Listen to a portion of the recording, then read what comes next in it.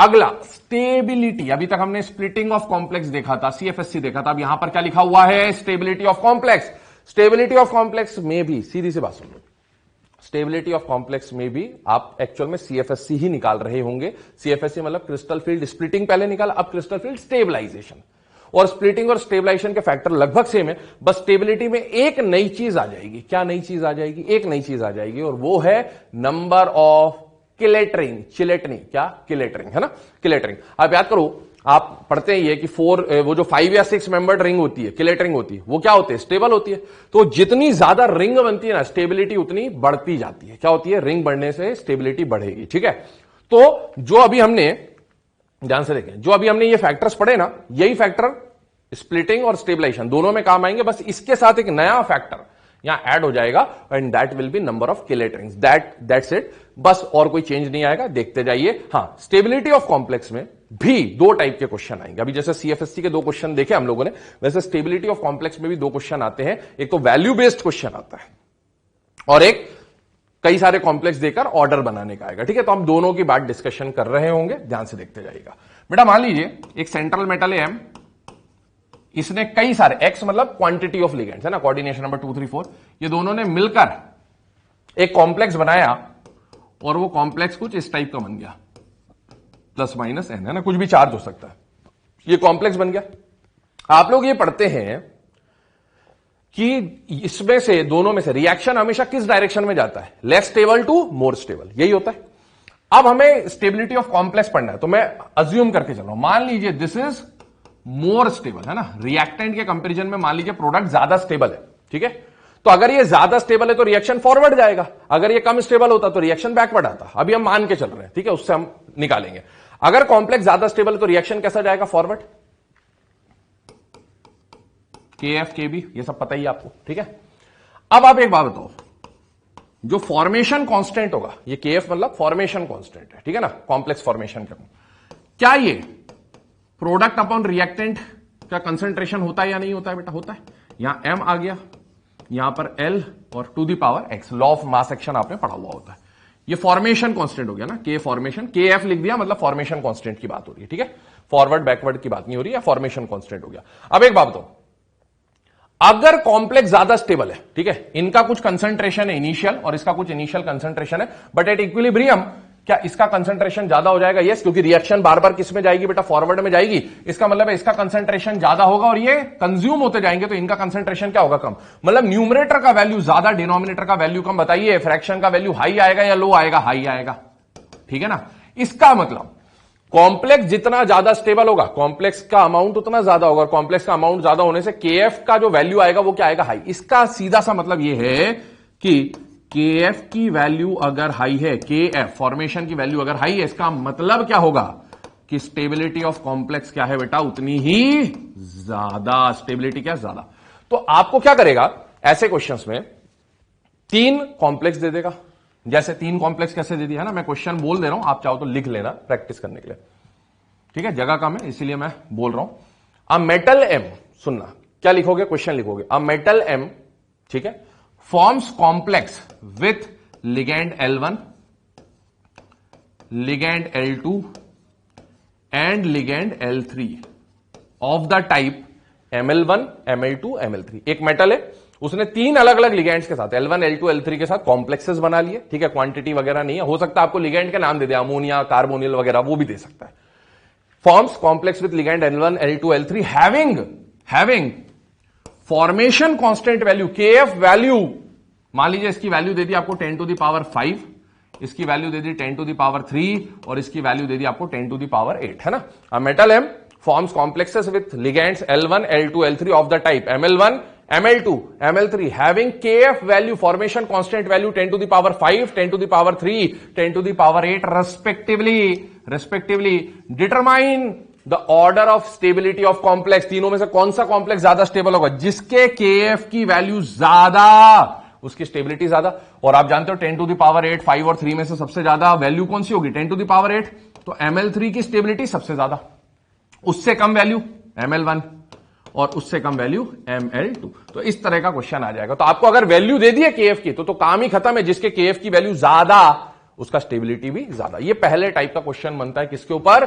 Stability of complex के ऊपर। अब दूसरे टाइप का क्वेश्चन क्या बनेगा? वो फैक्टर्स वाला बनेगा। देखें, मूव करते हैं। देखिए, फैक्टर्स अफेक्टिंग स्टेबिलिटी, ऑलमोस्ट वही फैक्टर है जो सीएफएससी में देखा था, स्प्लिटिंग में देखा था, बस एक नया factor, number of chelate rings. कौन सा? Number of chelate rings. ठीक है, बाकी charge on central metal, charge ज्यादा तो सीएफएससी ज्यादा, स्प्लिटिंग ज्यादा तो स्टेबिलिटी ज्यादा। ये वाली कंडीशन है ना, स्टेबल, क्योंकि स्टेबिलिटी और स्प्लिटिंग ज्यादा तो स्टेबिलिटी लाने के लिए उतनी एक्स्ट्रा एनर्जी रिलीज होगी, और जितनी एनर्जी रिलीज होगी स्टेबिलिटी उतनी ज्यादा। इसलिए सीएफएससी चाहे स्प्लिटिंग हो स्टेबिलिटी हो, दोनों का ऑर्डर सेम रहता है।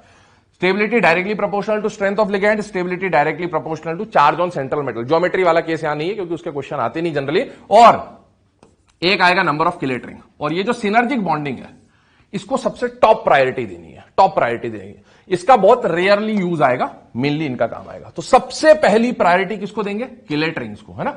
स्ट्रेंथ ऑफ लिगेंड, चार्ज वगैरह कुछ भी आ जाए, सबसे पहली प्रायोरिटी किलेट रिंग को देना। किलेट रिंग जितनी ज्यादा, स्टेबिलिटी उतनी ज्यादा। आगे बात समझ में? बाकी फैक्टर बिल्कुल सेम। क्वेश्चन प्रैक्टिस करवा रहा हूं, देखिएगा। Correct order of stability, Fe(H2O6), FeEN3, Fe डाइन2। सुनना, इसके अंदर सबसे पहले आपको स्टेबिलिटी पूछा। स्टेबिलिटी में सबसे पहले क्या चेक करना है मुझे? नंबर ऑफ किलेट रिंग्स, है ना। क्या चेक करना है? Number of chelate rings. बेटे यहां पर नंबर ऑफ किलेट रिंग 0। याद करिए, किलेट रिंग बनाने का काम कौन करता था? Chelating ligand. और किलेटिंग लिगेंड कौन होते हैं? मोनोडेंटेट या पॉलीडेंटेट। पॉलीडेंटेट, H2O तो मोनोडेंटेट है, रिंग नहीं बनाएगा। हां, EN3 रिंग बनाएगा, डायन रिंग बनाएगा क्योंकि ये पॉलीडेंटेट है, ये बाइडेंटेट है, ये ट्राइडेंटेट है। बेटा EN कितनी रिंग बनाएगा? ये हम लोग ऑलरेडी पढ़ चुके हैं। एक EN एक रिंग बनाएगा तो 3 EN 3 रिंग बनाएंगे। डायन की डेंटिसिटी होती 3, तो डेंटिसिटी -1। एक डायन 2 रिंग बनाएगा तो 2 डायन मिलकर 4 रिंग बनाएंगे। क्या बताइए, रिंग बन रही है या नहीं बन रही है? बन रही है। रिंग ज्यादा है, कम है या बराबर है? बेटा अलग अलग रिंग है। जिसकी रिंग ज्यादा उसकी स्टेबिलिटी ज्यादा, मतलब इसकी स्टेबिलिटी ज्यादा due to number of chelate ring more, इसकी स्टेबिलिटी कम, इसकी स्टेबिलिटी सबसे कम। ठीक है, तो ये क्वेश्चन किससे सॉल्व हुआ? Stability directly proportional to chelate rings, number of chelate ring, इससे सॉल्व कर लिया। अगला टाइप देखें, CO(H2O6). सबसे पहले क्या देखना स्टेबिलिटी वाले क्वेश्चन में? Number of chelate ring. बताइए यहां किलेट रिंग बनेगी या नहीं बनेगी? नहीं बनेगी क्योंकि मोनोडेंटेट है। यहां किलेट रिंग बनेगी या नहीं बनेगी? नहीं बनेगी, मोनोडेंटेट है, रिंग ही नहीं बनी। तो अब दूसरे फैक्टर पे जाइए, है ना। वो क्या क्या फैक्टर है? चार्ज, स्ट्रेंथ ऑफ लिगेंड, या फिर क्या देख सकते हैं? मेटल का टाइप, अलग अलग टाइप के मेटल आ जाए, 3D 4D 5D, है ना। अब आप देखो यहां पर लिगेंड तो सेम है बेटा, मेटल भी सेम है। हाँ, क्या चार्ज अलग है? यस, ऐसे ही क्वेश्चन हमने स्प्लिटिंग में भी किया हुआ है। जहां पर सेंट्रल मेटल का चार्ज ज्यादा, कॉम्प्लेक्स का चार्ज मत देखना, मेटल का चार्ज देखना। जहां पर सेंट्रल मेटल का चार्ज ज्यादा, सीएफएससी ज्यादा, तो स्टेबिलिटी ज्यादा। ये आगे वैल्यू बेटा, है ना। तो ये किससे सॉल्व हो गया? Stability directly proportional to charge of central metal atom या आयन, इससे सॉल्व हो गया। आगे देखें, Ni। सबसे पहला काम क्या देखना है? Chelate ring. चलिए, किलेट रिंग 0, स्टेबिलिटी में सबसे पहली प्रायोरिटी किलेट रिंग, यही डिफरेंस है बस, है ना। किलेट रिंग 0, क्यों? सारे मोनोडेंटेड लिगेंड है। अब अगर लिगेंड सेम हो गए, रिंग सेम हो गई, रिंग की क्वांटिटी बराबर हो गई। अब बाकी फैक्टर्स देखो, बाकी फैक्टर में बेटा मेटल तो सेम है, लिगेंड्स को देखो, लिगेंड अलग अलग है बेटा। इसका मतलब ये क्वेश्चन किससे सॉल्व होगा? स्ट्रेंथ ऑफ लिगेंड से। NO2 इज एम्बीडेंटेड लिगेंड, याद रखना। नाइट्रोजन डोनर भी होता है, ऑक्सीजन भी डोनर भी होता है, पर निकल के जस्ट पास में कौन लिखा है? नाइट्रोजन, मतलब ये नाइट्रोजन डोनर है। सुनना मेरी बात, ध्यान से सुनना इस क्वेश्चन को, बहुत इंपॉर्टेंट क्वेश्चन है, एग्जाम में आया हुआ क्वेश्चन है। हाँ, दूसरे रिस्पेक्ट में पूछा गया क्वेश्चन है, बट इसको हम यहां प्रैक्टिस कर रहे हैं। सुनना, नाइट्रोजन डोनर, ऑक्सीजन डोनर, ज्यादा स्ट्रॉन्ग लिगेंड कौन होते हैं? नाइट्रोजन डोनर स्ट्रॉन्ग होते हैं, ऑक्सीजन डोनर वीक होते हैं। इसलिए ऑक्सीजन वाले की तो सीएफएससी कम, क्योंकि स्ट्रेंथ ऑफ लिगेंड कम तो स्टेबिलिटी कम, सीएफएससी की value come.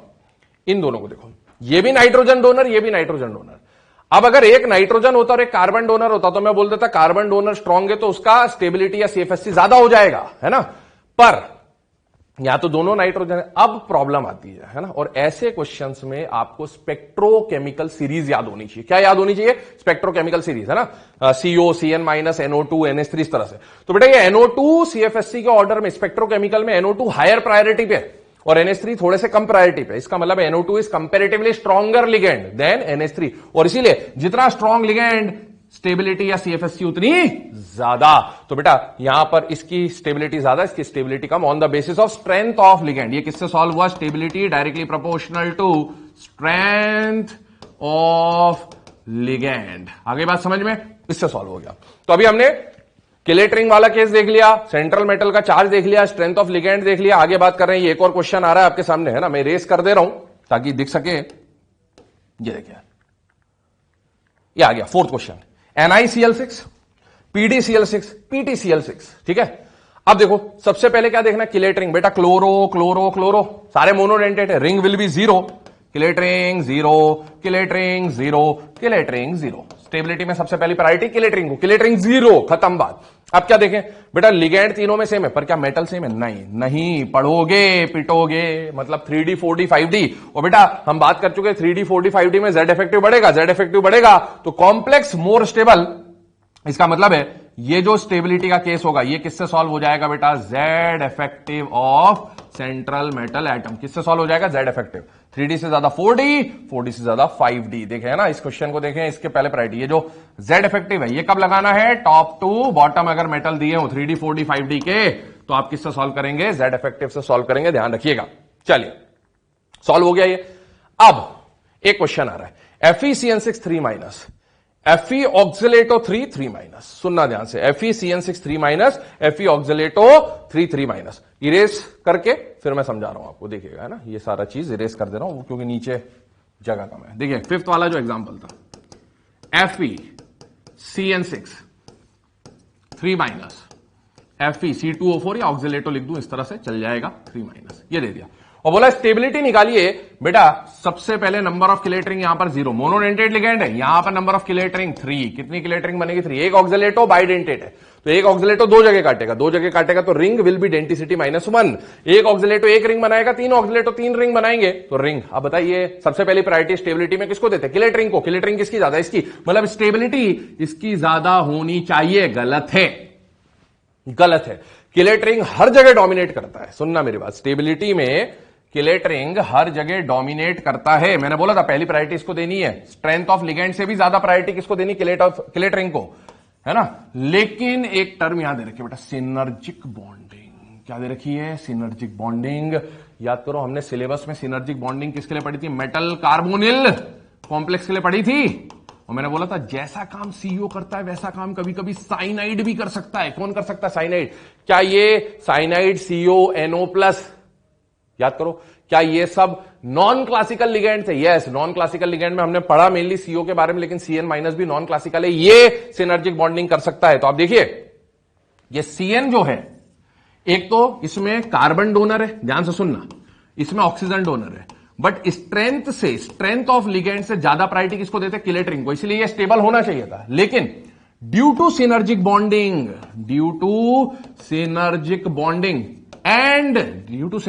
And more strength of ligand, दो फैक्टर एक साथ इसमें जुड़ जा रहे, स्ट्रेंथ ऑफ लिगेंड भी, सिनर्जिक बॉन्डिंग भी। सिनर्जिक बॉन्डिंग की वजह से क्या होगा? यहां पाई बॉन्ड कैरेक्टर आएगा।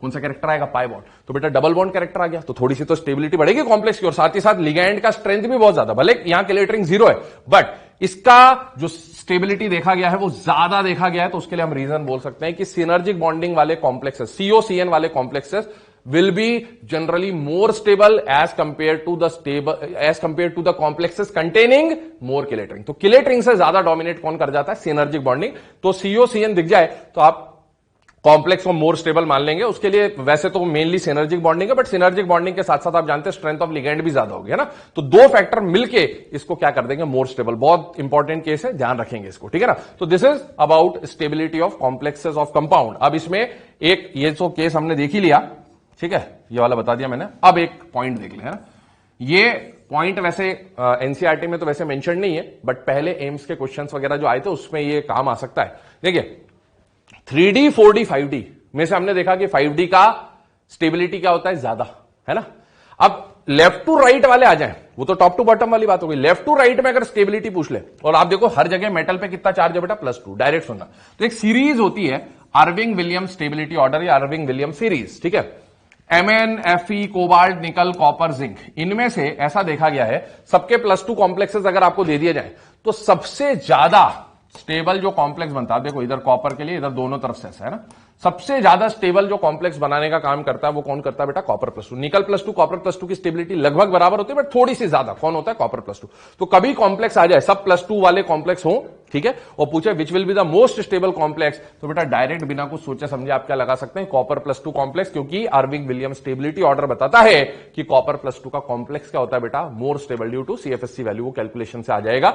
जिंक प्लस टू तो 0 हो जाएगा D10, बाकी सब में आप वैल्यू निकालोगे तो उससे आपको पता चलेगा कॉपर प्लस टू, क्योंकि इधर से इधर जेड इफेक्टिव भी बढ़ता है वैसे तो लेफ्ट टू राइट जाने पर, और जिंक वाला तो 0 हो जाएगा, तो इसीलिए ये नेगेटिव वैल्यू ज्यादा दे रहा होगा। तो आप समझ लें कॉपर प्लस टू, सीधी सी बात याद रख लें, वैसे काम आता नहीं है बट प्लस टू कॉम्प्लेक्सेस अगर दिए हो तो copper plus to complex will be most stable. चलिए बेटा, है ना। अब स्टेबिलिटी ऑफ कॉम्प्लेक्स कंपाउंड के बाद अगला जो टॉपिक हम लोग डिस्कस करने वाले हैं, अभी तक हमने ऑक्टाहेड्रल कॉम्प्लेक्सेस के बारे में डिस्कशन किया and next we are going to discuss about tetrahedral complex, ठीक है ना। हमें क्रिस्टल फील्ड स्प्लिटिंग समझनी है टेट्राहेड्रल कॉम्प्लेक्सेस की, इसका आइडिया मैं आपको पहले ही दे चुका हूं। कोऑर्डिनेशन नंबर 4 है ना, मैंने बोला था सीएफटी किसके हिसाब से चलेगा? ज्योमेट्री के हिसाब से चलेगा। तो सीएफटी में अब जो अगली ज्योमेट्री हम पढ़ रहे हैं दैट इज टेट्राहेड्रल कॉम्प्लेक्स। यहां पर कोऑर्डिनेशन नंबर 4 है, बट कोऑर्डिनेशन नंबर 4 में दो टाइप के हाइब्रिडाइजेशन होते हैं, sp3 और dsp2, और यहां पर जो हाइब्रिडाइजेशन आपको मिलने वाला है वो कौन सा हाइब्रिडाइजेशन है बेटा? sp3, ठीक है। तो हमें कोऑर्डिनेशन नंबर 4 में एक ही हाइब्रिडाइजेशन या एक ही ज्योमेट्री पढ़नी है बेसिकली सीएफटी के अंदर, that is tetrahedral. Square planar जो होता है dsp2 जो होता है वो एक छोटा सा मैं ब्रीफ आइडिया आपको दे दूंगा, बाकी वो हमारे सिलेबस का पार्ट नहीं है। तो मेनली हमें ऑक्टाहेड्रल और टेट्राहेड्रल पढ़ना है। दूसरी बात मैंने आपको क्लियर की थी कि वीबीटी हम लोग बाकी सारे कोऑर्डिनेशन नंबर के लिए यूज करेंगे 2 to 5, और सीएफटी का मेन यूज हमारा कहां पर होगा? कोऑर्डिनेशन नंबर 6 में। तो ये जो कोऑर्डिनेशन नंबर 4 का सीएफटी हम पढ़ रहे हैं ये इसीलिए पढ़ रहे हैं क्योंकि ये सिलेबस में गिवन है, बाकी इससे क्वेश्चन आते नहीं है, बट हम इसको समझ जरूर ले रहे हैं क्योंकि ये एनसीईआरटी में गिवन है, इनकेस कभी कुछ थ्योरी पूछ ली जाए। देखिए, in a tetrahedral structure none of d orbital point exactly towards the ligand. देखिए, टेट्राहेड्रल में जब sp3 हाइब्रिडाइजेशन होगा तो sp3 हाइब्रिडाइजेशन में कोई डी ऑर्बिटल तो इन्वॉल्व नहीं हो रहा है, इसका मतलब है कोई भी डी ऑर्बिटल डायरेक्टली ओवरलैपिंग में पार्टिसिपेट या हाइब्रिडाइजेशन में पार्टिसिपेट नहीं कर रहा होगा। लेकिन अब आप याद करें sp3 की ज्योमेट्री, टेट्राहेड्रल ज्योमेट्री कैसी होती है? कुछ इस टाइप की ज्योमेट्री होती है, लिगेंड यहां आएगा, लिगेंड यहां आएगा, लिगेंड यहां आएगा और लिगेंड यहां आएगा। जबकि जो हमारी एक्सिस होती है, ये लिगेंड जो है ये लगभग 109.5 डिग्री आइडियल एंगल पे जुड़े होते हैं, तो ये 90 डिग्री के एंगल पे नहीं है, मतलब ये ऑन द एक्सिस नहीं होंगे, एक्स वाई और जेड एक्सिस पे नहीं है, ये एक्सिस के कहीं पर बीच में आ रहे होंगे। और क्योंकि ये एक्सिस के बीच में आ रहे हैं तो लिगेंड का जो डायरेक्शन ऑफ अप्रोच है वो उन डी ऑर्बिटल्स की तरफ होगा जो एक्सिस पर नहीं होंगे। कहां होंगे? इन बिटवीन द एक्सिस, मतलब नॉन एक्सियल डी ऑर्बिटल। वही हम बात करने वाले, when ligands approach they are more close to dxy, dyz, dzx, जिसको हम लोग क्या बोलते हैं बेटा? तीन के सेट को ट्रिपली डीजनरेट T2G, ठीक है ना, in comparison of dx square, y square and dz square. तो इनके पास अब लिगेंड नहीं आएगा, है ना। ऑक्टाहेड्रल में लिगेंड इनके पास आता था, Eg के पास आता था, इसीलिए इन पर रिपल्शन ज्यादा, ये एनर्जी लेवल में ऊपर। अब टेट्राहेड्रल में लिगेंड का अप्रोच, जो डायरेक्शन ऑफ अप्रोच है वो इनके क्लोज होगा, इसीलिए इन पर रिपल्शन ज्यादा और इनका एनर्जी लेवल ऊपर। तो ऑक्टाहेड्रल का ठीक ऑपोजिट होने वाला है। चलिए, because dxy, yz, zx are between the axis and dz square, x square are along the axis. So dxy, yz, zx feel more repulsion as compared to, मतलब T2G will feel more repulsion as compared to Eg set, ठीक है ना। Thus the d orbitals also split in two groups.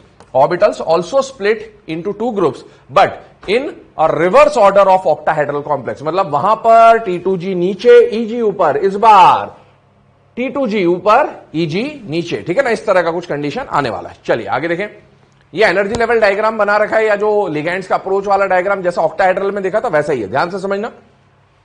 ये जो state 1 है इसमें पांचों D orbital की कहानी क्या है? ये अकेला मेटल है, डीजनरेट ऑर्बिटल्स हैं पांचों in the absence of ligand. जैसे ही लिगेंड ने अप्रोच करना चालू किया तो इन प्रेजेंस ऑफ लिगेंड, है ना, तो लिगैंड के इलेक्ट्रॉन और मेटल के इलेक्ट्रॉन में रिपल्शन हुआ, एनर्जी लेवल बढ़ गया। दिस इज हाइपोथेटिकल, हमने मान लिया एनर्जी यहां तक पहुंच गई। पांचों की मीन एनर्जी को, जिसको बैरी सेंटर बोला जाता था, मान लीजिए वो ये है। और अब स्प्लिटिंग कैसे हुई? 5 में से 2 पार्ट बनेंगे, T2G और Eg, लेकिन लिगैंड का डायरेक्शन ऑफ अप्रोच इस बार इन बिटवीन द एक्सिस है। और इन बिटवीन द एक्सिस कौन से आते हैं बेटा? dxy, dyz, dzx, इसीलिए इन पर रिपल्शन ज्यादा लगेगा और इनका एनर्जी लेवल ऊपर। और जो एक्सियल वाले हैं dx square, y square, and DZ square, उनका एनर्जी लेवल नीचे। एक खास बात नोट करिएगा, खास बात नोट करिएगा, यहां पर और यहां पर ऑक्टाहेड्रल में हम लोग लिखते थे T2G, जी है ना, रिस्पेक्ट के साथ जी बोलते थे, ई जी बोलते थे। यहां पर T2G नहीं है, जी हटा लिया, रिस्पेक्ट हटा लिया, है ना, मजाक कर रहा हूं। इसको क्या बोलते हैं बेटा? T2, इसको क्या बोलते हैं? ई। इसको क्या बोलते हैं? T2, इसको क्या बोलते हैं? ई, है ना। T2 क्यों बोलते हैं? जी का मतलब क्या था? एक्चुअल में ऑक्टाहेड्रल जो ज्योमेट्री होती है वो कैसी होती है बेटा? सिमेट्रिकल होती है। G stands for gerade. क्या मतलब है जी का? जिरैड। याद करें, एमओटी, जिरैड, है ना। तो यहां पर ऑक्टाहेड्रल में सिमेट्री होने की वजह से जिरैड वर्ड का या जिरैड सबस्क्रिप्ट का यूज किया जाता था, इसलिए T2G EG लिखते थे। जबकि टेट्राहेड्रल सिमेट्रिकल नहीं है ऑल रेस्पेक्ट में, इसीलिए इसको क्या बोलते हैं बेटा? T2 और E। तो जी हटा लिया गया है, जिरैड हटा लिया गया, इस बात का ध्यान रखिएगा। कभी एग्जाम में क्वेश्चन आए और कॉम्प्लेक्स अगर आपको दिया ना हो कि ऑक्टाहेड्रल है या टेट्राहेड्रल है, और अगर T2G EG लिखा है तो आप समझ जाएंगे ऑक्टाहेड्रल की बात हो रही है। लेकिन अगर T2 और E लिखा है तो आप समझ जाएंगे we are talking about tetrahedral complex. आगे बात समझ में बेटा? यस। चलिए, इसके बाद ये जो T2 और E का जो एनर्जी का गैप है, इन दोनों का जो एनर्जी का गैप है ना, इस गैप को क्या बोला गया बेटा? Delta T. वहां पर क्या था? डेल्टा ओ, है ना। वहां पर क्या था? Delta o. यहां पर क्या है? Delta t. याद आ रहा है कुछ? डेल्टा टी मतलब splitting energy in tetrahedral complex, splitting energy in tetrahedral complex. Delta o का मतलब splitting energy in octahedral complex. सारी बात समझ में? ठीक है। अब इस डेल्टा टी का कुछ पार्ट इनके पास होगा, कुछ पार्ट इनके पास होगा। याद करें, क्या ये मीन लेवल है या नहीं है बेटा? है। मीन लेवल से जो ऊपर उसका साइन प्लस, मीन लेवल से जो नीचे उसका साइन माइनस, ठीक है ना। ऊपर कितने डब्बे? 3। उल्टा लेते थे, याद करो, 2/5। 2/5 मतलब 0.4 डेल्टा टी। और नीचे कितने डब्बे? 2। उल्टा लेंगे मतलब 3/5। 3/5 मतलब 0.6 डेल्टा टी। तो ये इसके एनर्जी के डायग्राम आ गए। अब अगली कंडीशन सुने। इसके लिए अगर मैं CFSC, इसके लिए अगर मैं CFSC, ये आप नोट कर ले, मैं इरेज कर रहा हूं इसको, ठीक है ना। देखिएगा, इसके लिए अगर मैं CFSC का फॉर्मूला लिखूं जैसा हमने वहां लिखा था, तो यहां पर ऊपर और नीचे, नीचे कौन है बेटा? 0.6 डेल्टा टी। तो minus 0.6 delta T into NE। NE का मतलब है number of electron in E set, है ना। इसमें कितने इलेक्ट्रॉन आए? प्लस ऊपर कौन सी एनर्जी है बेटा? प्लस 0.4 डेल्टा टी फ्रैक्शन है। और यहां कौन से इलेक्ट्रॉन है? T2। तो NT2, this is the number of electron in T2। इसका पूरा जो कॉम्बिनेशन होगा इसको हम बोलेंगे क्रिस्टल फील्ड स्प्लिटिंग एनर्जी, क्योंकि यहां भी डेल्टा टी, यहां भी delta T. Delta T is the combination of splitting energy. और इसमें अगर मैं पेयरिंग एनर्जी ऐड कर दूं NP, तो ये पूरा क्या बन जाएगा? Crystal field stabilization energy in tetrahedral complex. आगे बात समझ में? खास एक बात और बता रहा हूं, ध्यान सुनना बेटा। ऑक्टाहेड्रल और टेट्राहेड्रल में से ज्यादा स्प्लिटिंग किसमें होती है? ऑक्टाहेड्रल में। याद करो, स्पॉट, कुछ याद आ रहा है ना, ये रिलेशन पढ़ा था, ठीक है ना। इससे याद करो कि ऑक्टाहेड्रल जो अभी हम इससे पहले पढ़ चुके हैं, ऑक्टाहेड्रल में 2 केसेस होते थे, SFL WFL। कौन से केस होते थे? SFL WFL। और अब आ गया डेल्टा टी। तो बेटा ऑक्टाहेड्रल से कम एनर्जी इसके पास है, मतलब याद करो, SFL, ऑक्टाहेड्रल की बात करो, SFL में स्प्लिटिंग ज्यादा, WFL में स्प्लिटिंग कम, टेट्राहेड्रल में स्प्लिटिंग उससे भी कम, है ना। शो करने के लिए हम कितना भी गैप बना दें, पर इसकी जो गैप है, एनर्जी गैप है डेल्टा टी, बहुत कम होता है, बहुत कम होता है। अब आप सोचो, इलेक्ट्रॉन फिलिंग के टाइम पर, हालांकि इसकी जरूरत नहीं पड़ेगी बट फिर भी पता होना चाहिए, जब इसका गैप कम है तो पेयरिंग होगी या इलेक्ट्रॉन आसानी से ऊपर चला जाएगा? आसानी से ऊपर जाएगा, क्योंकि गैप कम है। 1 2 3 4 5 6 7 8 9 10 ऐसा हो जाएगा ना।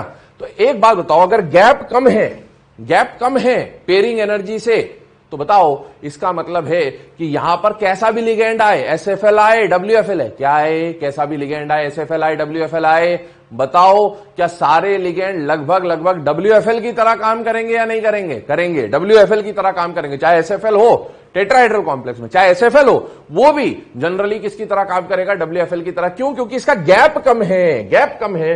गैप कम है तो पेयरिंग नहीं होगी, पहले सिंगल फिलिंग होगी। और सिंगल फिलिंग कब होती है? जनरली जब वीक फील्ड लिगेंड होता है, क्योंकि वो पेयरिंग कराने में अनसक्सेसफुल होता है, ठीक है ना। तो एक और स्टेटमेंट बोला जा सकता है कि इन टेट्राहेड्रल कॉम्प्लेक्स नॉर्मली या generally all ligand act as WFL। क्या बोला? All ligand act as WFL। ये इसकी कंडीशन आ जाती है टेट्राहेड्रल की, जो इसके बारे में इंपॉर्टेंट बात थी, बता दी गई है, ठीक है। चलिए, अब इसके बाद अगला जो केस हम लोग पढ़ने वाले हैं, crystal field splitting in square planar complex, crystal field splitting in square planar complex, ये भी कोऑर्डिनेशन नंबर 4 का पार्ट है। और कोऑर्डिनेशन नंबर 4 में हम लोग अब कौन सी हाइब्रिडाइजेशन पे आ गए बेटा, DsP2, ठीक है ना।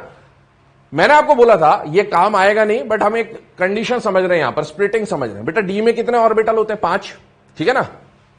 ये दोनों एक्सियल, ये तीनों नॉन एक्सियल, ऑक्टाहेड्रल में इन दोनों के सेट को EG बोलते थे और इन तीनों के सेट को T2G बोलते थे, ठीक है। अब स्क्वायर प्लेनर की स्प्लिटिंग आप चेक करिए। स्क्वायर प्लेनर की स्प्लिटिंग में क्या हो रहा है बेटा, स्क्वायर प्लेनर कॉम्प्लेक्स जब बनता है, ध्यान से सुनना मेरी बात, है ना। स्क्वायर प्लेनर कॉम्प्लेक्स जब बनता है तो उसका डायग्राम ऐसा होता है।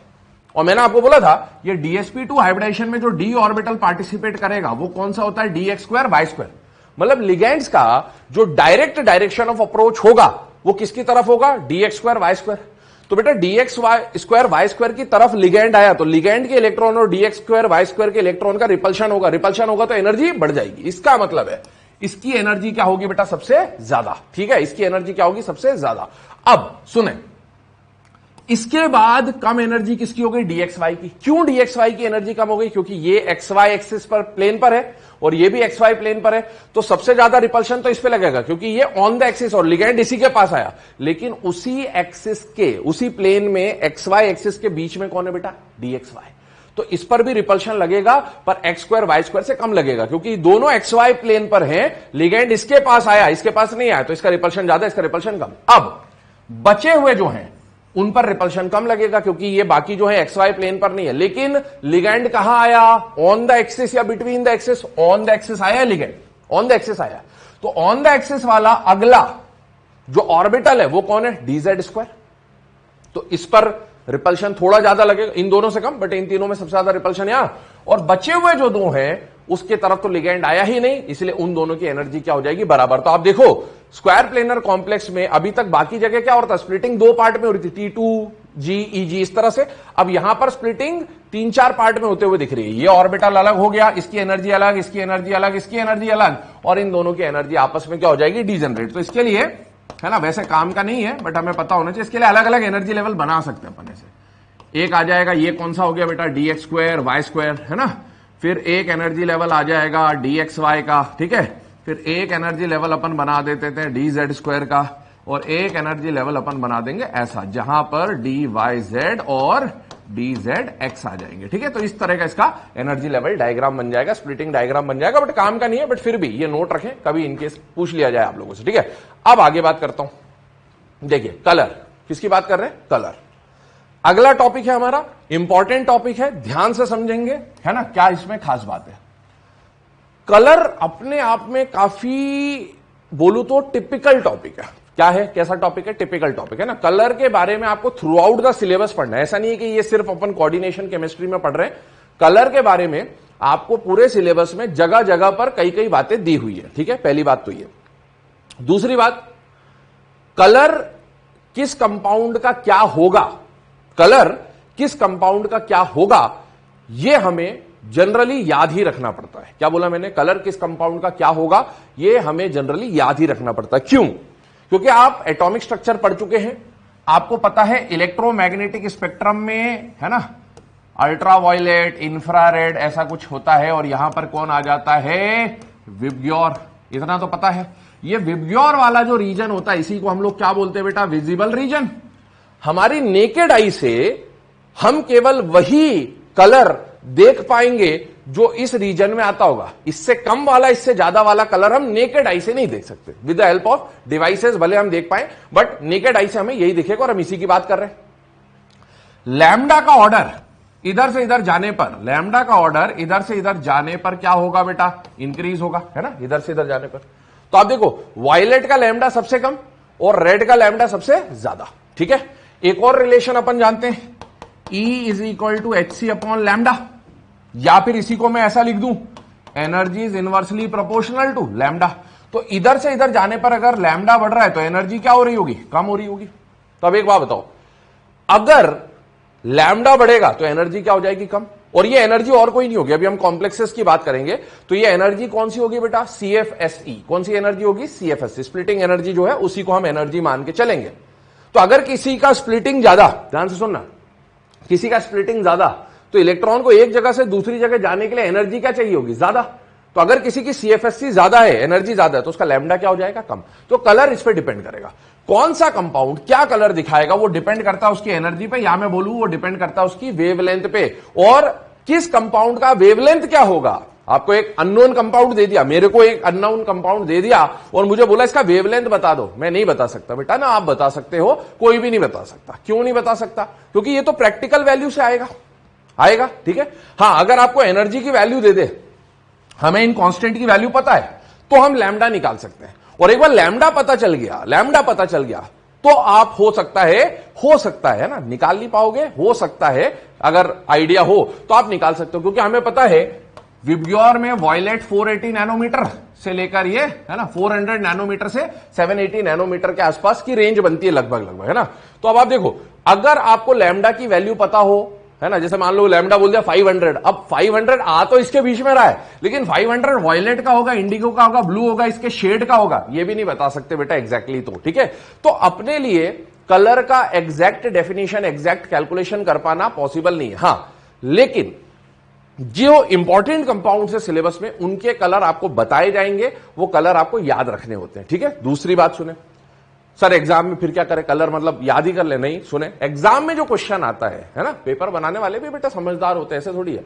तो वो क्या करते हैं, सुने, एग्जाम में आपसे कलर के बारे में क्वेश्चन क्या पूछा जाता है कि कौन सा कंपाउंड कलर्ड होगा और कौन सा कंपाउंड कलरलेस होगा। क्वेश्चन जनरली जो आता है, आप देखेंगे प्रीवियस ईयर के एग्जाम में, तो out of 100 time 90 times 95 times आपको जो क्वेश्चन मिलेगा वो ऐसा मिलेगा कि which compound is coloured and which compound is colourless. ये बता पाना हमारे लिए बहुत आसान होता है, कौन सा कंपाउंड कलर्ड होगा, कौन सा कलरलेस होगा। और इसीलिए हम पहले कौन से कंपाउंड कलर्ड होंगे, कलरलेस होंगे, फिर कलर आने के क्या क्या रीजंस हो सकते हैं, और उन्हीं के बीच में हम कुछ ऐसे एग्जांपल्स जिनके कलर आपको याद रखने होंगे उस पर बात कर रहे होंगे, ठीक है ना। अब ध्यान रखना, कलर आने का रीजन कहां पर डिपेंड करेगा? लैम्डा, है ना, कितनी एनर्जी या कितना वेवलेंथ एब्जॉर्ब कर रहा है, उसके हिसाब से कलर पता चलेगा। चलिए इसको इरेज कर रहा हूं, देखते जाइए। कलर में सबसे पहला रीजन, कलर क्यों आता है, हम लोग कॉम्प्लेक्स कंपाउंड्स की बात कर रहे हैं, कॉम्प्लेक्स कंपाउंड के रिस्पेक्ट में कलर का सबसे फर्स्ट रीजन या सबसे मेन रीजन जो होता है, मैक्सिमम जगह पर जो रीजन देखने को मिलेगा, that will B D transition. क्या बोला मैंने? D transition. ट्रांजिशन मतलब समझते हैं आप, मूवमेंट, ठीक है ना। और डी का मतलब क्या है? डी ऑर्बिटल से डी ऑर्बिटल का मूवमेंट। किससे? डी से डी का मूवमेंट। जैसे ऑक्टाहेड्रल कॉम्प्लेक्स फॉर एग्जांपल मैंने लिया, तो ऑक्टाहेड्रल में T2G नीचे होता है, Eg ऊपर होता है। सपोज कोई इलेक्ट्रॉन T2G में है, लोअर एनर्जी लेवल पे, और ऊपर Eg का डब्बा खाली, ऑर्बिटल खाली है, तो इस इलेक्ट्रॉन को अगर कहीं से एनर्जी मिल जाए और वो एनर्जी विजिबल रीजन के अंदर हो, तो ये इलेक्ट्रॉन जंप करके यहां जाएगा, एनर्जी एब्जॉर्ब करके ट्रांजिट होगा, जंप करेगा, एक्साइट होगा, ठीक है। तो एनर्जी इसने कुछ एब्जॉर्ब करी और यहां आ गया, पर इलेक्ट्रॉन ज्यादा देर तक एक्साइटेड नहीं रहेगा, वो वापस अपनी ग्राउंड स्टेट में जाएगा। ग्राउंड स्टेट में जाएगा तो ये एनर्जी रिलीज करेगा, ठीक है। तो अब जो एनर्जी रिलीज होगी उसके करस्पॉन्डिंग आपको क्या देखने को मिलेगा? कलर देखने को मिलेगा। तो इलेक्ट्रॉन T2G से Eg जंप कर रहा है या Eg से T2G जंप कर रहा है, इसी को बोला जाता है डी ट्रांजिशन, मतलब डी ऑर्बिटल से डी ऑर्बिटल में ट्रांजिशन हो रहा है। चलिए देखें, complex compounds are mainly coloured due to d transition, first reason. और भी रीजन होते हैं, बट ये मैक्सिमम जगह पर ये रीजन आएगा। देखें, aqueous solution of Ti+3 is violet, very important example, याद होना चाहिए। कलर वॉयलेट, कौन सा कलर? वॉयलेट। किसका? aqueous solution, मतलब वाटर लिगेंड, है ना, और टाइटेनियम+3 के साथ। देखें टाइटेनियम+3, अब टाइटेनियम+3 का कॉन्फ़िगरेशन निकालो, क्या आ जाएगा? Argon 3d1। टाइटेनियम+3 का कॉन्फ़िगरेशन क्या आ जाएगा? आर्गन 3d1, है ना। आई होप निकालना आता ही होगा। टाइटेनियम का कॉन्फ़िगरेशन क्या होता है बेटा? आर्गन 4s2 3d2, स्कैंडियम के बाद टाइटेनियम आता है, 3d सीरीज का सेकंड मेंबर है, ठीक है। और +3 आया मतलब ये s के 2 इलेक्ट्रॉन निकल गए और d का भी 1 इलेक्ट्रॉन निकल गया, तो यहां क्या बचेगा? 3d1। यही हमने लिखा है ना। ये 3d1 का क्या काम आएगा वो मैं आगे समझाऊंगा, है ना। जनरली ऐसा बोला जाता है कि अगर किसी मेटल के पास, सेंट्रल मेटल के पास कॉन्फ़िगरेशन D1 से लेकर D9 है, कौन सा कॉन्फ़िगरेशन है? D1 से लेकर D9 कॉन्फ़िगरेशन है, तो वो क्या शो कर सकता है? वो डीडी ट्रांजिशन शो कर सकता है। कौन कौन डीडी ट्रांजिशन शो कर सकता है? जिस मेटल के पास D1 से D9 कॉन्फ़िगरेशन होगा वो डीडी ट्रांजिशन शो करेगा, और D0 एंड D10 कॉन्फ़िगरेशन वाले, बचे हुए दो ही कॉन्फ़िगरेशन है D0 D10, ये डीडी ट्रांजिशन शो नहीं करते हैं, ये डीडी ट्रांजिशन शो करते हैं। और जो डीडी ट्रांजिशन शो करेगा वो क्या दिखाएगा? कलर। और जो डीडी ट्रांजिशन शो नहीं करेगा वो जनरली क्या होगा? कलरलेस। तो ये जनरल बात है, कौन कलर दिखाएगा नहीं दिखाएगा। D1 से D9 generally coloured and D0 से D10 जनरली कलरलेस होते हैं। उसमें कुछ एक्सेप्शंस आ सकते हैं क्योंकि कलर के और भी रीजन होते हैं, ठीक है। बट आप ये याद रखें, D1 से D9 coloured, D0 D10 generally colourless. चलिए आगे बात कर रहा हूं। अब इस टाइटेनियम +3 को एक्वा सॉल्यूशन बनाने के लिए वाटर में डाला। टाइटेनियम +3 का कोऑर्डिनेशन नंबर मान लीजिए 6 है, तो बेटा अब यहां पर एक कॉम्प्लेक्स बन जाएगा TiH2O6 3+। ये कॉम्प्लेक्स बन गया। और ये कॉम्प्लेक्स में क्योंकि टाइटेनियम के पास D1 इलेक्ट्रॉन है, सुनना है ना, ये यहां पर ये जो D1 है, हुआ क्या? टाइटेनियम के पास इनिशियल स्टेट में without ligand, in the absence of ligand, जब तक ये वाटर नहीं आया था तो ये D1 कैसा भरा हुआ था? ऐसा। लेकिन जैसे ही वाटर आया, वाटर किसकी तरह काम कर रहा है? लिगेंड। लिगेंड की प्रेजेंस में क्या हो जाएगी? स्प्लिटिंग। क्या हो जाएगी? स्प्लिटिंग। ये पांचों टूटेंगे। ऑक्टाहेड्रल कॉम्प्लेक्स है, दो हिस्सों में टूटेंगे। कौन कौन से दो हिस्से? T2G नीचे, EG ऊपर। आ गई बात समझ में? T2G और EG। अब बताओ मेटल के पास कितना इलेक्ट्रॉन है? एक इलेक्ट्रॉन है। कितना इलेक्ट्रॉन है? एक इलेक्ट्रॉन है। वो यहां आएगा, T2G में जाएगा। याद करो D1 कॉन्फ़िगरेशन को कैसे भरते थे? T2G1 EG 0। अब सुने, ये वाटर के आने पे हुआ है ना। अब एक बात समझना, हम लोग बोलते हैं, ध्यान सुनना, आगे पॉइंट आएगा। In the absence of ligand, अगर ये वाटर नहीं होता तो क्या ये स्प्लिटिंग होती? नहीं। क्यों?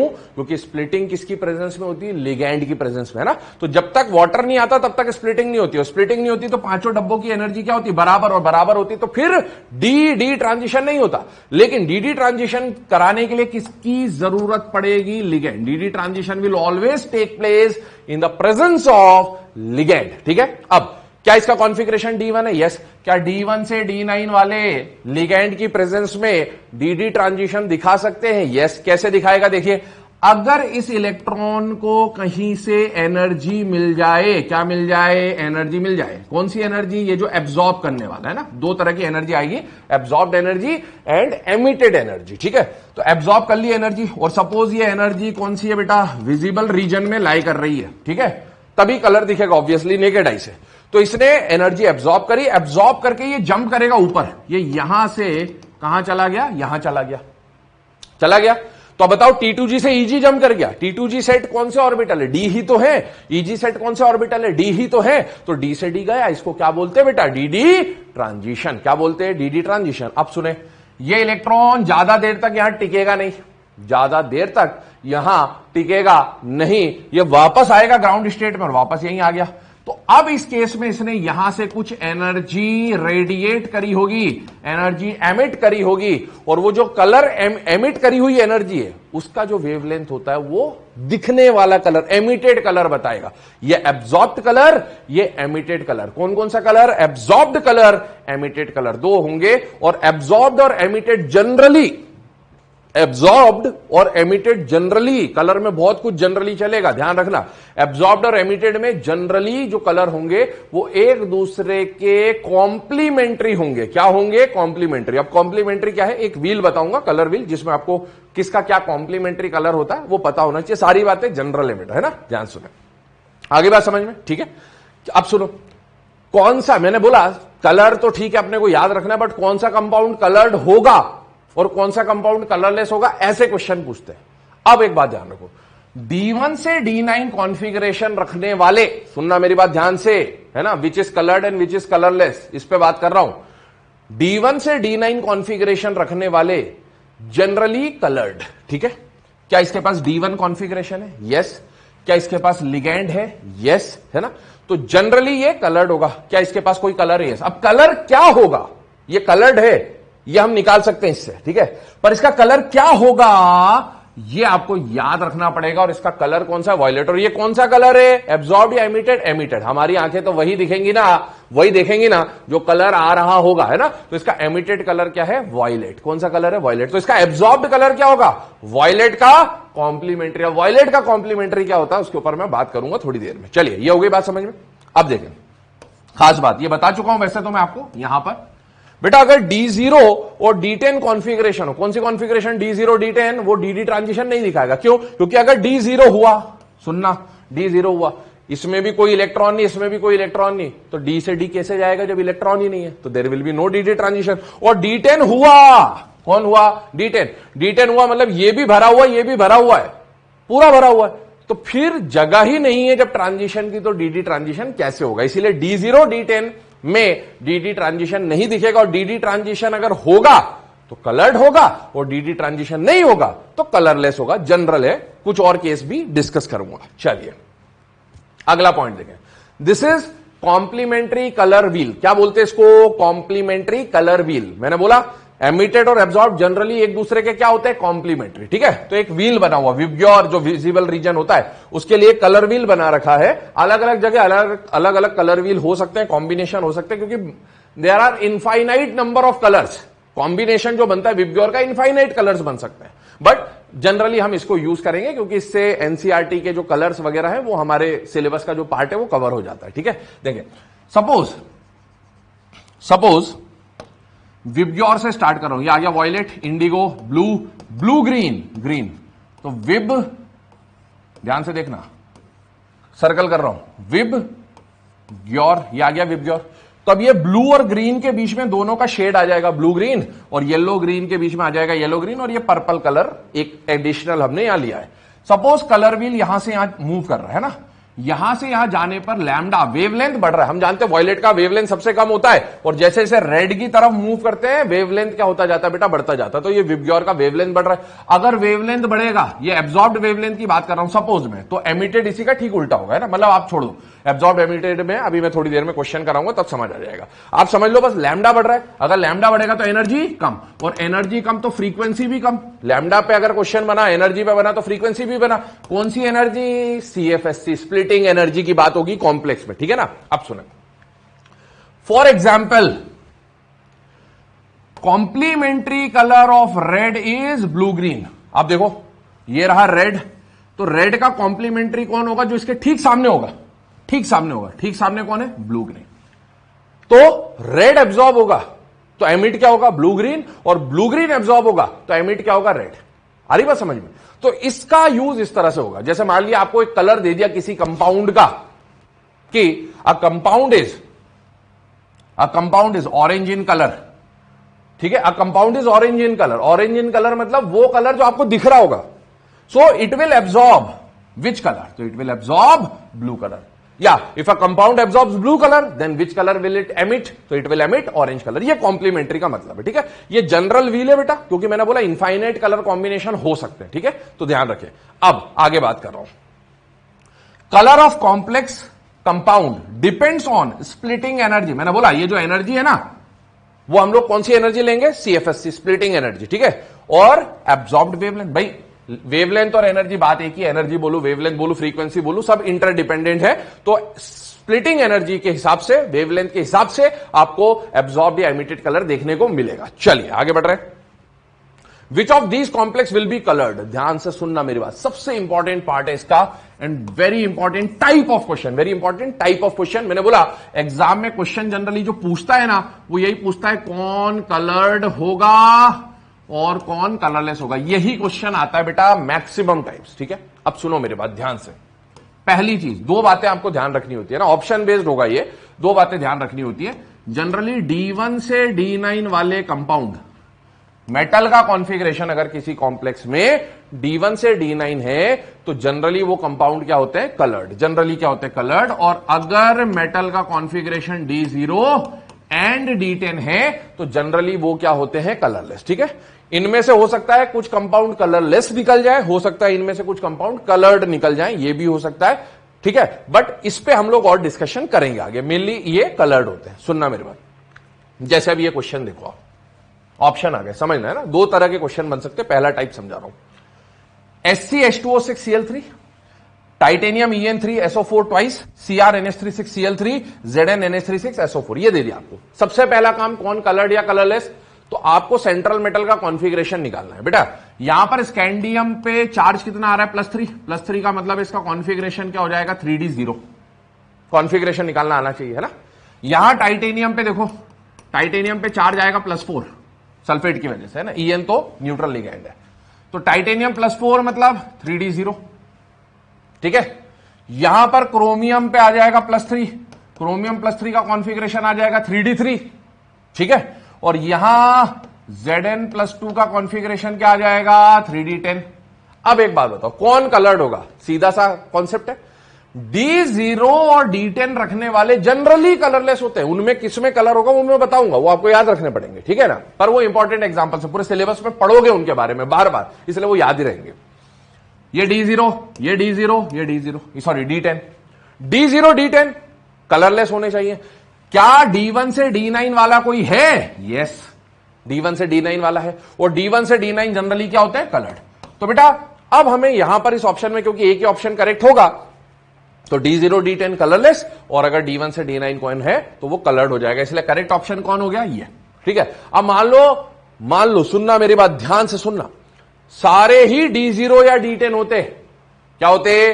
सारे ही D0 या D10 होते। फिर पूछता which of the following is coloured, फिर आपको D0 D10 तो कलरलेस होने थे, सारे कलरलेस होने थे, बट उनमें से क्योंकि पूछा है सारे D0 D10 है और फिर भी पूछा है कोई ना कोई कलर्ड है, तो फिर वो कोई ना कोई तो आंसर होगा, वो आगे हम लोग डिस्कस करेंगे, ठीक है। दूसरी बात, ध्यान से सुनना, ध्यान से सुनना, अभी वाला केस तो बहुत सिंपल था, ठीक है। अब मान लो इसमें से, सुनना मेरी बात, इसमें से मान लो दो ऑप्शंस, क्या बोला मैंने? इसमें से मान लो दो ऑप्शंस ऐसे होते, दो ऑप्शंस ऐसे होते, मान लो एक होता 3d3 और एक होता 3d6। सुनना मेरी बात, है ना। एक ऑप्शन होता है इनमें से कोई दो, तो D0 D10 होते, हटा देते, कलर्ड का क्वेश्चन होता, और एक ऑप्शन D3 आता, एक ऑप्शन D6 आता, और फिर पूछता which of the following is coloured. तो सर आपने तो बोला D1 से D9 सभी कलर्ड होते हैं, मतलब मैक्सिमम कलर्ड होते हैं, जनरली कलर्ड होते हैं, तो D1 से D9 में तो दोनों आ रहे हैं, ये कलर्ड होने चाहिए, बट एक ही ऑप्शन अगर सिलेक्ट करना है, ठीक है ना बेटा, तब मेरी बात सुनना, D1 D2 D3 1 2 3 ऐसे फिल करोगे, चाहे SFL हो या WFL हो, और इसके साथ जो लिगेंड आपको दिया होता वो क्या दे के रखता बेटा? सफल लिगेंड देता। क्या देता? सफल लिगेंड देता। तो इसका मतलब क्या हो जाता है ना, मैं अभी VBT के हिसाब से फिल कर दे रहा हूं, बट आप CFT से फिल करेंगे तो ये T2G में जाएंगे, है ना, ये T2G है 3 और ये 2 का क्या है? EG। अब सुनो, D1 से D9 में ये भी है, D1 से D9 में ये भी है, D1 से D9 जनरली कलर्ड होते, बट एक ही ऑप्शन सिलेक्ट करना होता, तो वो ऑप्शन बना के ही ऐसे आपको देगा कि बेटा एक पैरामैग्नेटिक होगा, क्या होगा? पैरामैग्नेटिक। दूसरा डायामैग्नेटिक होगा, क्या होगा? डायामैग्नेटिक, है ना। D1 से D9 में दोनों है, बट एक के पास अनपेयर्ड इलेक्ट्रॉन है, दूसरे के पास अनपेयर्ड इलेक्ट्रॉन नहीं है। तो बेटा जिसके पास अनपेयर्ड इलेक्ट्रॉन होगा उसको आप क्या मानोगे? कलर्ड, और जिसके पास अनपेयर्ड इलेक्ट्रॉन नहीं है उसको आप क्या मानोगे? कलरलेस, क्योंकि एक ही ऑप्शन करेक्ट हो सकता है। तो वो ऑप्शन जब कॉम्प्लेक्स बना के देगा ना, वो ऑलरेडी ऐसे कॉम्प्लेक्स देगा कि या तो एक ही D1 से D9 होगा, तो आप तुरंत पहचान जाओगे जैसा इसमें, या फिर अगर दो ऑप्शन आ गए D1 से D9 में और एक ही करेक्ट ऑप्शन है, तो बेटा एक पैरा देगा, एक डाया देगा। जनरली डाया मैग्नेटिक वाले कलरलेस होंगे। इसमें भी जनरल बात है बेटा, है ना, कलर बहुत टिपिकल चीज है, बट एग्जाम में जो क्वेश्चन अपने को आते हैं बहुत सिंपल आते हैं, उसी का अप्रोच समझा रहा हूं आपको। तो पैरा मैग्नेटिक वाले जिसके पास अनपेयर्ड इलेक्ट्रॉन है उसको कलर्ड मान लोगे, और जिसके पास अनपेयर्ड नहीं है वो कलरलेस। बट पहली प्रायोरिटी इसको। अब इसमें अगर दो टाइप के ऑप्शन आ जाए, दो से ज्यादा ऑप्शन आ जाए, फिर आप अनपेयर्ड और पेयर्ड इलेक्ट्रॉन्स पे जाएंगे, ठीक है, ठीक। अब आगे बढ़ रहे हैं। विच ऑफ दीज एब्जॉर्ब्स, अब देखो एब्जॉर्ब और एमिटेड दो खेल है, डायरेक्ट दे रखा है। Which of these absorbs light of minimum wavelength, absorbs light of minimum wavelength, मतलब लैम्डा एब्जॉर्ब्ड क्या चाहिए? मिनिमम। तो एनर्जी एब्जॉर्ब्ड क्या होनी चाहिए? मैक्सिमम। और ये एनर्जी कौन सी एनर्जी होगी? CFSC। कौन सी एनर्जी? CFSC। चलिए आपके पास सारे कॉम्प्लेक्स दे रखे हैं, सबका कोऑर्डिनेशन नंबर 6 है, सारे ऑक्टाहेड्रल हैं, निकाल लीजिए CFSC। निकाल सकते हैं क्या? यस, हमने पढ़ चुके हैं CFSC बेटा, फैक्टर्स पढ़े थे, याद करिए। यहां पर हर जगह चेक करो, चारों ऑप्शन में सबसे पहले CFSC के लिए, स्प्लिटिंग के लिए क्या चेक करते थे? याद करिएगा, ज्योमेट्री। क्या चेक करते थे? स्पॉट ज्योमेट्री, याद आ रहा होगा। तो बेटा सभी ऑक्टाहेड्रल है, सबका coordination number 6 octahedral, geometry fail हो गया। फिर क्या देखते थे? मेटल तो सेम है, मेटल का चार्ज भी सब पे +3, आप निकाल के देखेंगे। लिगेंड सेम है, अलग है? अलग है, और लिगेंड अलग है, तो स्ट्रेंथ ऑफ लिगेंड से सॉल्व होता है। किससे सॉल्व होता है? Strength of ligand. अगर लिगेंड का स्ट्रेंथ ज्यादा, स्ट्रॉन्ग लिगेंड है तो स्प्लिटिंग ज्यादा। बेटा chlorido halogen donor, water oxygen donor, NH3 nitrogen donor, NO2 भी नाइट्रोजन डोनर है ना, ये एम्बिडेंटेड हो सकता है, बट क्रोमियम की तरफ नाइट्रोजन है तो नाइट्रोजन डोनर। मैंने आपको बोला भी था ऐसा क्वेश्चन आया हुआ एग्जाम में। अब नाइट्रोजन में से देखो, हेलोजन से ज्यादा स्ट्रॉन्ग ऑक्सीजन, ऑक्सीजन से ज्यादा स्ट्रॉन्ग नाइट्रोजन, बट अब ये दोनों ही नाइट्रोजन और इन दोनों में ज्यादा स्ट्रॉन्ग कौन होगा, इसके लिए जरूरत पड़ेगी स्पेक्ट्रोकेमिकल सीरीज की। किसकी जरूरत पड़ेगी? स्पेक्ट्रोकेमिकल सीरीज की। और स्पेक्ट्रोकेमिकल सीरीज जब आप देखोगे तो बेटा अमोनिया से ज्यादा स्ट्रॉन्ग लिगेंड कौन है बेटा? NO2। कौन है? नाइट्रो। ठीक है, तो इसका मतलब है इसमें स्ट्रेंथ ऑफ लिगेंड ज्यादा, स्ट्रेंथ ऑफ लिगेंड ज्यादा, तो बेटा इस वाले केस में जो स्प्लिटिंग का अमाउंट होगा T2G और EG का, ये गैप क्या होगा? सबसे ज्यादा। और गैप ज्यादा होगा तो यहां से यहां इलेक्ट्रॉन को DD ट्रांजिशन दिखाने के लिए एनर्जी क्या चाहिए होगी? ज्यादा। और एनर्जी ज्यादा, एब्जॉर्ब्ड एनर्जी ज्यादा, तो एब्जॉर्ब्ड वेवलेंथ कम। तो इसीलिए हमारा करेक्ट आंसर कौन हो जाएगा? ये। करेक्ट आंसर कौन हो जाएगा? ये। आगे बात समझ में? चलिए अगले क्वेश्चन पे मूव कर रहा हूं। देखिएगा कलर का, COH2O NH3 5 3+ गिवन है आपको रेड कलर। एक और CONH3 6 3+ दिया, इसका रेड कलर के बाद क्या कलर आना चाहिए ये आपसे पूछा गया, मतलब यही क्वेश्चन है बेसिकली, ऑप्शन दिए हुए हैं। और COCN6 3- का कलर दे रखा येलो ग्रीन। दो कलर दे दिए और एक का कलर पूछा, तो बहुत आसान क्वेश्चन है, आप ऑप्शन से निकाल सकते हैं, ऑप्शन से निकाल सकते हैं, कोई दिक्कत ही नहीं आती कभी भी। ठीक है, रेड और येलो ग्रीन, सुनना मेरी बात, रेड और येलो ग्रीन, मैं थोड़ा सा आपको तरीका भी समझा दूं, इसको क्लियर कर रहा हूं, है ना, देखना। रेड और येलो ग्रीन, ठीक है, तीन कॉम्प्लेक्स थे, एक का कलर ये था, एक का एक कलर था और एक इनके बीच में था, तो उसका कलर इन दोनों में से कोई एक होना चाहिए, ऑरेंज या येलो, ऑप्शन देख लो बस, ऑरेंज या येलो, ये आंसर आपका, ऑरेंज ही दे रखा, येलो दे ही नहीं रखा, आप आसानी से निकाल सकते हो, बट ऐसे चमत्कार डायरेक्टली नहीं दिखाना, पहले समझो क्वेश्चन को कैसे सॉल्व करना, अप्रोच कैसे करना। सुना मेरी बात, इन तीनों में डिफरेंस क्या दिख रहा है? एनर्जी के बेस पे कलर निकलेगा, लैम्डा एब्जॉर्ब्ड एनर्जी एमिटेड, सुना है ना बेटा, कोबाल्ट है, कोबाल्ट +3 है, यहां भी कोबाल्ट +3, यहां भी कोबाल्ट +3 है, यहां कौन सा लिगेंड है? साइनाइडो। कौन सा लिगेंड है? साइनाइडो। 6 के 6 साइनाइडो। क्या carbon donor ligand strongest ligand होते हैं? यस, COCl स्ट्रॉन्गेस्ट है। यहां नाइट्रोजन डोनर है NH3, इससे स्ट्रॉन्ग ये लिगेंड है ना, साइनाइड स्ट्रॉन्ग सबसे, नाइट्रोजन वाला उससे कम, और यहां पर एक वाटर भी आ रहा है, यहां पर भी अमोनिया है पर कम है क्वांटिटी, तो ये थोड़ा और वीक हो गया H2O वाला। तो बेटा ये वाला जो कॉम्प्लेक्स है H2O + NH3 वाला, ये तीनों में से वीक होगा, है ना। अब एक बात बताओ, सबसे ज्यादा CFSC किसकी? इसकी, उससे कम इसकी, उससे कम इसकी, तो CFSC के ऑर्डर में क्या आ जाएगा? यहां से यहां नीचे जाने पर एब्जॉर्ब्ड एनर्जी, एब्जॉर्ब्ड एनर्जी क्या हो रही है? बढ़ रही है, CFSC की वैल्यू की बात कर रहा हूं, बढ़ रही है, तो बेटा एब्जॉर्ब्ड वेवलेंथ क्या हो जाएगा? कम हो जाएगा। भाई एनर्जी और वेवलेंथ क्या होते हैं? इनवर्स होते हैं, तो एब्जॉर्ब्ड एनर्जी, भाई इसमें इलेक्ट्रॉन को एक डी से दूसरे डी में जाने के लिए एनर्जी ज्यादा और लैम्डा कम। अब सुने, इसका कलर क्या दे रखा? रेड। क्या दे रखा? रेड। रेड का लैम्डा तो विबग्योर में रेड का लैम्डा तो सबसे ज्यादा होता, रेड का लैम्डा सबसे ज्यादा, तो क्या बोला?